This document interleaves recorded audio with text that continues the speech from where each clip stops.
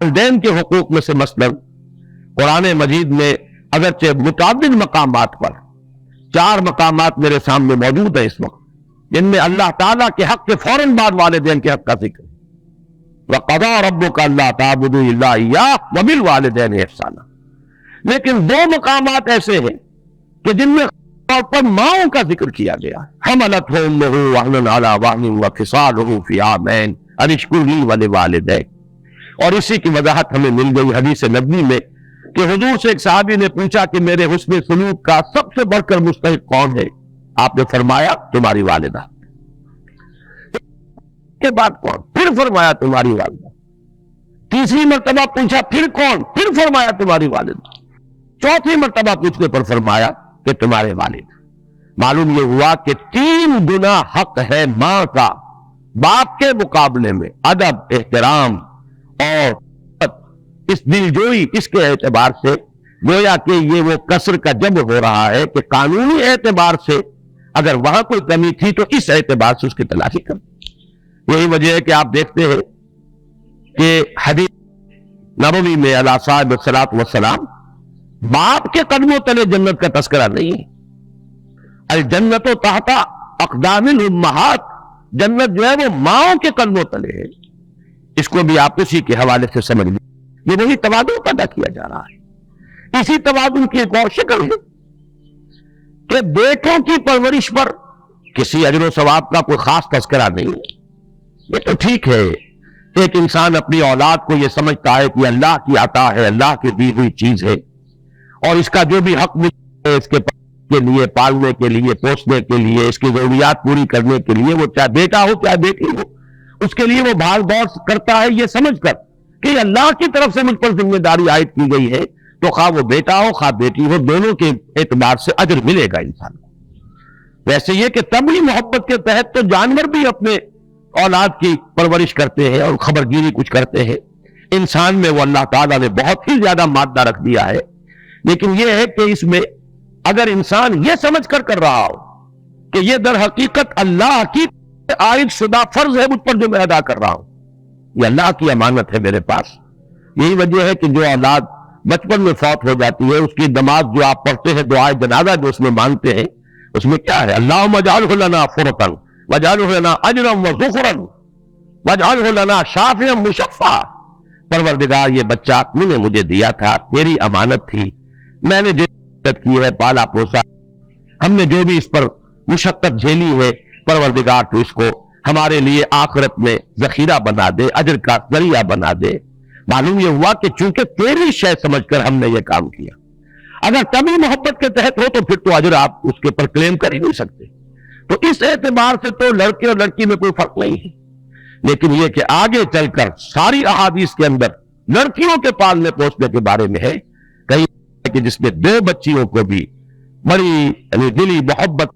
پالا پوسا، پروان چڑھایا، تعدیب اور تعلیم دی، اور وہ ان کو وہ جوان ہوئی، دونوں اس کے لیے اوٹ بن جائیں گی قیامت کے دن کہ جہنم میں نہیں جانے دیں گی، ستر من النار، اوٹ اور پردہ بن جائیں گی جہنم سے۔ اور بعض روایات میں تو ایک بچی کے بارے میں بھی یہ بات موجود ہے۔ تو معلوم یہ ہوا کہ ایک ہے قانونی نظام، ایک ہے یہ اخلاقی نظام۔ قانونی نظام میں وہ کیوں فرق رکھا گیا، وہ بھی بڑی ہی سیدھی سی بات ہے، منطقی سی بات ہے۔ اگر آدمی ضد پر ڈٹائی پر نہ اتر آئے تو عقل سلیم اسے قبول کرے گی، اور وہ یہ ہے کہ کسی بھی ادارے کے 2 سربراہ بالکل مساوی اختیارات والے نہیں ہو سکتے۔ اگر ہوں گے تو پھر وہ ادارہ جو ہے اس میں فساد پیدا ہو جائے گا، بد انتظامی ہوگی، ہنگامہ ہوگا، نظم قائم رہ نہیں سکتا کہ 2 سربراہ ہو گئے۔ تو اسی لیے آپ مینیجنگ ڈائریکٹر کسی لمیٹڈ کمپنی میں ایک ہی پائیں گے، ڈائریکٹر 50 بنا لیجیے آپ۔ اسی طریقے سے محکمے ہیں تو ان میں ڈائریکٹر اوپر ایک ہوگا، deputy director, assistant director, joint director, جتنے چاہے بنا لیں۔ لیکن یہ پر جا کر اگر ایک سربراہ، ایک کی مرضی، ایک کی ثوابدید، ایک کی جو بھی ترجیحات ہیں، اگر وہ بروئے کار نہیں آتی تو نتیجہ یہ نکلے گا کہ فساد رونما ہو جائے گا، نظم قائم نہیں رہ سکتا۔ بلکہ اس دلیل کو اللہ تعالیٰ نے توحید کے لیے، اپنی توحید کے لیے اس دلیل کو استعمال کروایا ہے۔ کہ اگر اس کائنات میں ایک سے زیادہ خدا ہوتے لفسدتا، تو ان دونوں میں فساد پیدا ہو جاتا، ہنگامہ ہوتا، یہ نظم قائم ہی نہ رہتا۔ اس لیے کہ ایک کی مرضی کچھ اور ہے، دوسری کی مرضی کچھ اور ہے، ایک کی رائے کچھ اور ہے، دوسری کی رائے کچھ اور ہے۔ تو یہ نظم، یہ جو توازن، یہ جو آپ دیکھتے ہیں کہ بال برابر فرق واقع نہیں ہو رہا، جس کرے کے لیے جو بھی مدار طے کر دیا ہے وہ اسی کے اندر تیر رہا ہے، یہ کیسے ہوتا؟ اگر ایک سے زائد ارادے اور ایک سے زیادہ با اختیار شخصیتوں کا عمل دخل یہاں پر ہوتا، یہ توحید کی دلیل ہے۔ اسی کے اعتبار سے خاندانی نظام میں بہرحال بحیثیت انسان شرف میں، نیکی میں، خیر کے بنیادی کاموں میں کوئی فرق نہیں مرد اور عورت کے درمیان، لیکن جہاں تمدن کا نظام بنے گا وہاں یقیناً وہ برابر نہیں ہے۔ اس کی میں مثال ایک اور بھی دے دوں، اس سے بھی بات جو ہے بڑی آسانی سے سمجھ میں آ جاتی ہے کہ دیکھیے دونوں مرد، یہاں تو عورت اور مرد کا مسئلہ ہو رہا ہے، مرد ہے دونوں، ایک افسر ہے ایک چپراسی ہے، مرد ہونے کے اعتبار سے دونوں برابر، انسان ہونے کے اعتبار سے دونوں برابر، ملک کے شہری ہونے کے اعتبار سے دونوں برابر، افسر کا بھی ایک ہی ووٹ ہوگا اور چپراسی کا بھی ایک ہی ووٹ ہوگا۔ شہری ہونے کے اعتبار سے یہ نہیں کہ افسر کے 10 ووٹ ہوں گے اور چپراسی کا ایک ووٹ ہوگا، ہر اعتبار سے برابر۔ لیکن جہاں تک اس دفتر کے نظم کا تعلق ہے یہ برابر نہیں۔ اگر وہ چپراسی کہے کہ مجھے بھی وہی اختیارات ملنے چاہیے جو اس افسر کو ملے ہوئے ہیں، تو ہر ہے وہ سمجھ لے گا کہ وہ تو پھر نظام چل ہی نہیں سکتا، ناممکن ہے۔ یہ تو وہ لوگ بھی نہیں کر سکے کہ جنہوں نے مساوات ہی کے نام پر نوع انسانی کی جو مجموعی عمر ہے اس کے کم سے کم 70 برس ضائع کر دیے۔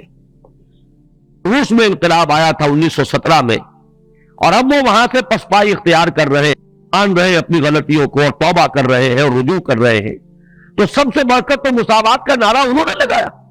تاریخ انسانی میں اس سے زیادہ بڑے پیمانے پر مساوات کا نعرہ نہیں لگا۔ لیکن آپ کو معلوم ہے کہ ان کے ہاں بھی یہ تو نہیں ہو سکتا تھا کہ ایک جرنیل اور ایک سپاہی برابر ہو جائے اختیارات میں، تنخواہوں میں بھی برابر نہیں تھے۔ یہ ضرور ہے کہ ان کے ہاں وہ فرق و تفاوت نہیں رہا جو امریکہ میں رہا ہے کہ امیر ہے اور ارب روپے کا مالک ہے، اور ایک طرف غریب ہے اور حیوانی سطح پر زندگی بسر کر رہا ہے۔ امریکہ میں آج بھی یہ شکل نظر آ جائے گی، لیکن روس میں یہ نہیں تھا کم سے کم۔ لیکن وہ مساوات کے بالکل برابر کر دیا جائے، ناممکن ہے۔ جرنیل جرنیل رہے گا، سپاہی سپاہی رہے گا، جرنیل کے ساتھ اپنی جگہ ہوں گے، سپاہی اپنی جگہ ہوں گے، اس کے اپنے حقوق ہوں گے۔ پھر یہ کہ تنخواہوں میں بھی فرق و تفاوت ہوگا۔ تو اس بات کو اچھی طرح سمجھ لیجئے کہ جہاں تک انسانی شرافت کا تعلق ہے، نیکی اور تقویٰ کے ان تمام اعمال کا تعلق ہے جو سورہ احزاب کی اس آیت مبارکہ میں نے آپ کو سنائے، بلکہ میں نے عرض کیا تھا کہ آخری آیت کا بھی میں وہاں تذکرہ کروں گا۔ اس سورہ مبارکہ کا جو ایک خاص مزاج ہے، اس میں یہ مردوں اور عورتوں کا ذکر ساتھ ساتھ جو آیا ہے بار بار، وہی آپ کو اس کی آخری آیت میں بھی ملے گا۔ لِيُعَذِّبَ اللَّهُ الْمُنَافِقِينَ وَالْمُنَافِقَاتِ وَالْمُشْرِكِينَ وَالْمُشْرِكَاتِ وَيَتُوبُ اللَّهُ عَلَى الْمُؤْمِنِينَ وَالْمُؤْمِنَاتِ وَكَانَ اللَّهُ غَفُورًا رَحِيمًا، تاکہ اللہ تعالی عذاب دے منافق مردوں کو بھی، منافق عورتوں کو بھی، مشرک مردوں کو بھی، مشرک عورتوں کو بھی، اور تاکہ اللہ تعالیٰ توبہ قبول فرمائے اپنے مومن بندوں کی بھی اور اپنی مومن بندیوں کی بھی۔ تو معلوم یہ ہوا کہ یہ جو 2 صورتیں یہ نوٹ کر لیجئے، سورہ نور اور سورہ احزاب،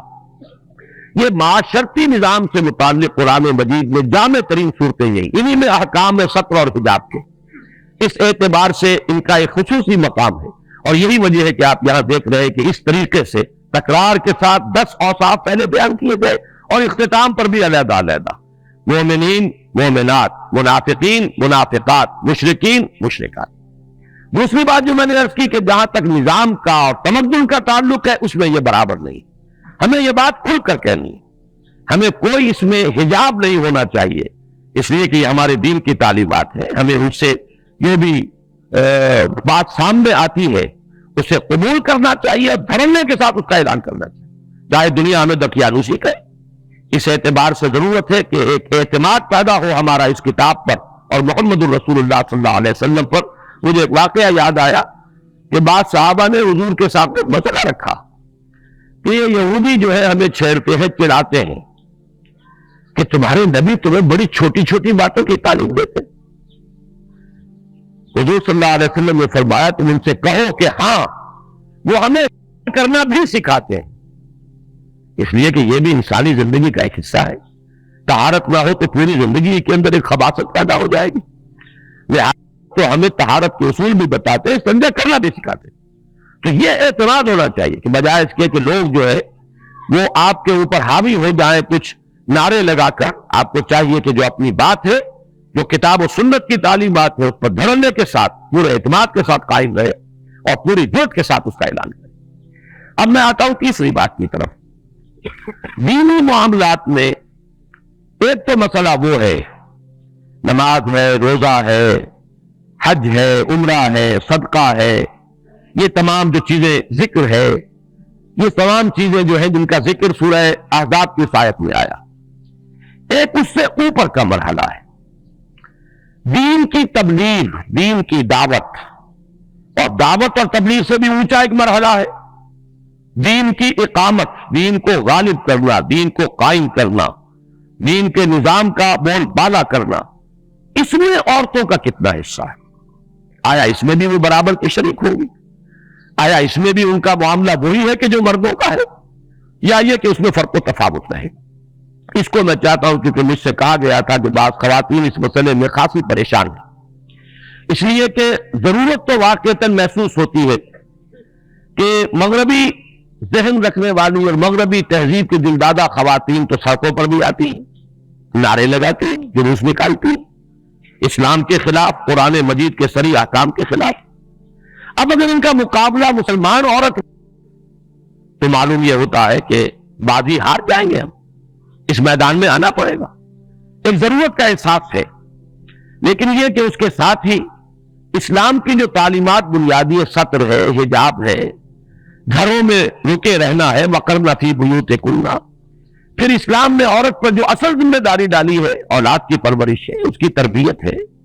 شوہر کی خدمت ہے، شوہر کے لیے گھریلو ماحول کو بہت پرسکون بنانا ہے تاکہ اسے سکون حاصل ہو۔ لِتَسْكُنُوا إِلَيْهَا، یہ بھی قرآن مجید کے الفاظ ہیں، یہ اس کی ہے کہ جو پرائمری رسپانسبلٹیز ہے، بنیادی ذمہ داریاں ہیں۔ اب ان دونوں کے اندر یقیناً ایک تصادم آ جاتا ہے کہ یہ متضاد ہیں، یہ دو تقاضے، ان کو کس حد تک پورا کیا جائے۔ اس میں جہاں تک میرا مطالعہ ہے، نوٹ کر لیجئے، جب تک سطر اور حجاب کے احکام نازل نہیں ہوئے تھے، یہ تو آپ کو معلوم ہے شریعت پوری ایک دم تو نہیں آئی تھی، بلکہ یہ کہ رفتہ رفتہ تدریجاً، اور شریعت کے احکام اکثر و بیشتر آئے ہیں ہجرت کے بعد۔ اس سے پہلے نہ پردے کے احکام تھے، نہ سطر کے احکام تھے، نہ اور کوئی دوسری شریعت کے اندر جو چیزیں حرام کی گئی، ابھی شراب بھی حرام نہیں تھی، جوا بھی حرام نہیں تھا، سود بھی حرام، کوئی شے حرام نہیں تھی۔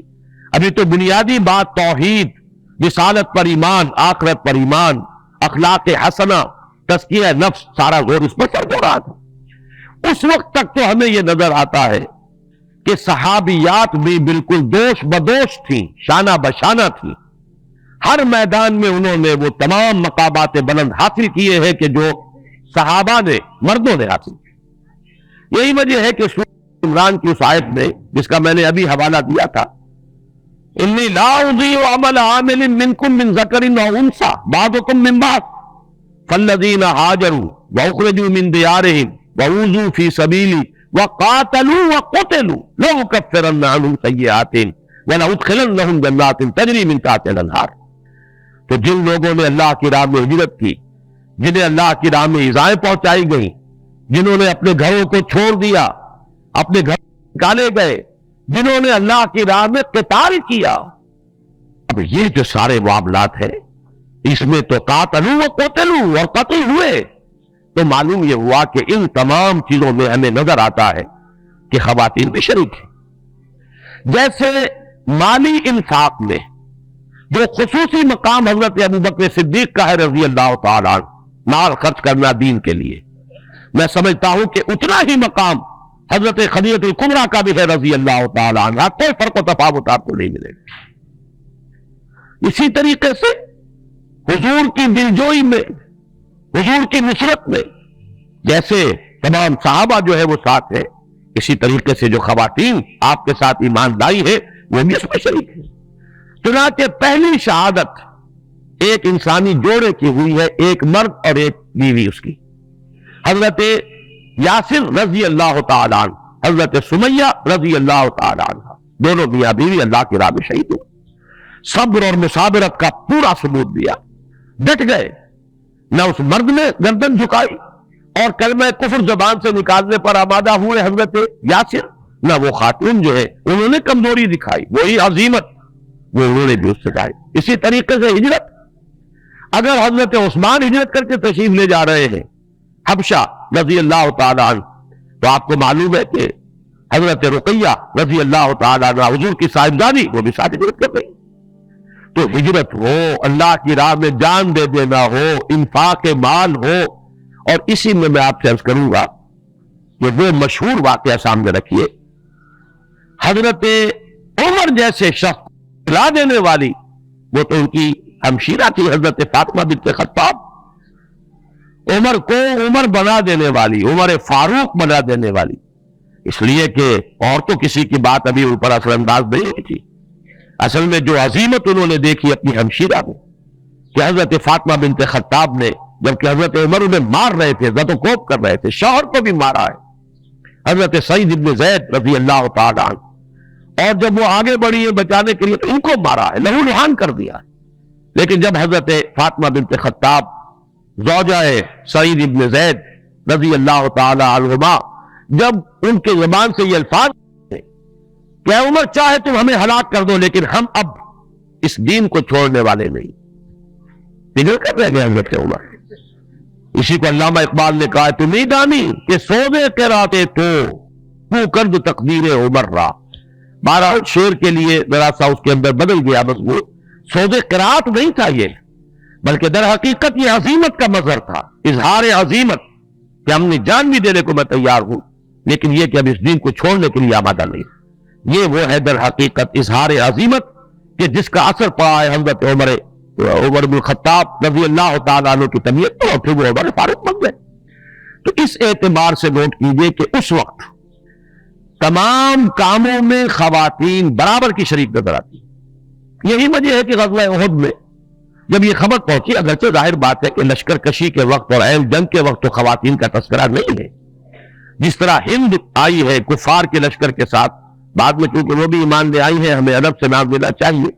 لیکن یہ کہ اس وقت تک تو وہ خون کی پیاسی نہ صرف حضور کی بلکہ خاص طور پر حضرت حمزہ اور پیٹ چاک کروا کے کلیجہ چبایا ہے، تو وہ جب آئی ہے تو وہ تو ان کے بارے میں تو آپ کو معلوم ہے کہ رجز پڑھے ہیں، جیسے آج کل کا رواج ہے، انہوں نے یعنی گاتے ہوئے رجز پڑھ کر جو کفار تھے ان کا حوصلہ بڑھایا ہے۔ اس طرح کا کوئی مسئلہ تو معاذ اللہ کسی مسلمان خاتون کا اس وقت میں نہیں ہے، لیکن یہ ضرور مل جاتا ہے کہ جب وقتی طور پر شکست ہو گئی ہے اور اس وقت جو ہے ایک بڑا یعنی ہنگامی صورت پیدا ہوئی ہے، تو پھر خواتین دوڑی ہیں، آئی انہوں نے مرہم پٹی بھی کی ہے اور زخمیوں کو پانی بھی پلایا ہے، لیکن اس وقت تک پردے کے احکام نہیں آئے۔ سورہ نور بھی بالکل بالاتفاق اس کے بعد نازل ہوئی ہے اور سورہ احزاب بھی بالکل بالاتفاق اس کے بعد نازل ہوئی۔ اس اعتبار سے اس پر آپ قیاس نہ کیجیے۔ اسلام نے جب اپنا پورا نظام بنا دیا ہے، جب پورا ایک اس کی شریعت کا ڈھانچہ مکمل ہو گیا ہے، تب یہ کہ تقسیم کار بڑی ہی تکمیلی شکل کے اندر کر دی گئی۔ عورت کی اصل ذمہ داری اس کا گھر ہے، وہ اپنے محرموں پر تبلیغ کرے۔ سب سے بڑھ کر تو دولت اس کے پاس ہے کہ قوم کا مستقبل، امت کا مستقبل اس کی گود میں پروان چڑھ رہا ہے، لہذا اگر ماؤں کی گود سے انہیں وہ جذبہ ایمان ملے، اس وقت سے ان کی تربیت ہو رہی ہو، خدا ترسی کی تربیت ہو رہی ہو، سچ بولنے کی عادت ڈالی جا رہی ہو، اگر اس وقت سے ان کے اخلاق جو ہے ان کی صحیح تعبیر ہو رہی ہو، تو یوں سمجھیے کہ قوم کا مستقبل تعبیر ہو رہا ہے۔ جب عورت گھر سے نکل جاتی ہے تو پھر وہ قوم کا مستقبل برباد ہوتا ہے۔ اس اعتبار سے اصل ذمہ داری تو یہی رہے گی، اپنی گھریلو ذمہ داریاں، اپنی اولاد کی ذمہ داریاں، ان کی تربیت۔ لیکن یہ کہ جیسا کہ میں نے عرض کیا، بھائیوں میں بھی تو کوئی ہو سکتا ہے جو جس طریقے سے عمر فاروق آخر ایک فرد تھے لیکن ایک فرد لاکھوں کے برابر تھا، اگر وہ ایک خاتون کی تبلیغ کے ذریعے سے اگر اس کی قسمت بدل گئی، دیگر گو کر دو تقدیر عمر را، تو کوئی خاتون اپنے بھائی ہو، بھتیج ہو، بھانج ہو، جو بھی ان کے قریب کے عزیز ہے، جن سے کوئی پردے کا معاملہ نہیں ہے، کوئی حجاب کا مسئلہ نہیں ہے، ان میں تبلیغ کرے۔ پھر خواتین ہماری آبادی کا نصف ہے، لیکن خواتین کے ضمن میں بھی بہت زیادہ ایکٹیویٹی نہیں ہو سکتی ہماری خواتین کی، اس لیے کہ بہت وقت لگائیں گی، ظاہر بات ہے ذمہ داریاں جو ہے اس کو نقصان۔ البتہ یہ ضرور ہے کہ خاص عمر کے بعد عورت کو فراغت ملتی ہے، چھوٹے کا جو بھی اس وقت بوجھ ہوتا ہے وہ ختم ہو جائے، اس کے بعد اگر کوئی خاتون جو ہے وقت نکالتی ہے، اور تو اس میں کوئی چیز حرام نہیں ہے، کوئی چیز ایسی نہیں ہے کہ مطلق کر دیا گیا ہو۔